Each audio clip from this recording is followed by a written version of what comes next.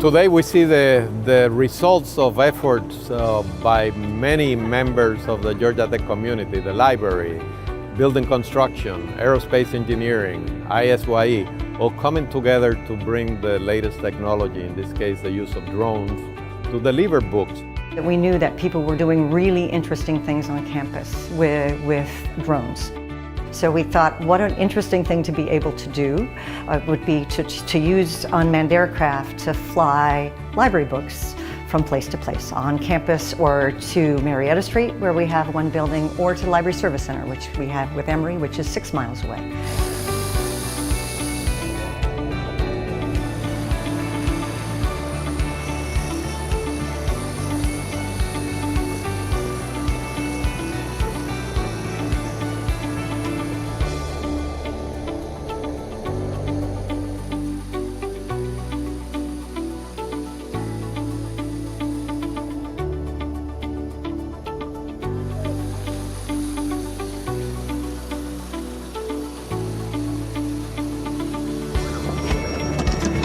Okay, well, some good books for a change. Very good.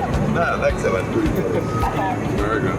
I have not seen a copy of this for a long time. Well, the Library of the Future, or Library Next, as I like calling our project, is a gathering place. It's a place where people come together, mediated and helped by technology as much as necessary. Gives us an opportunity to actually actively support graduate research and faculty research.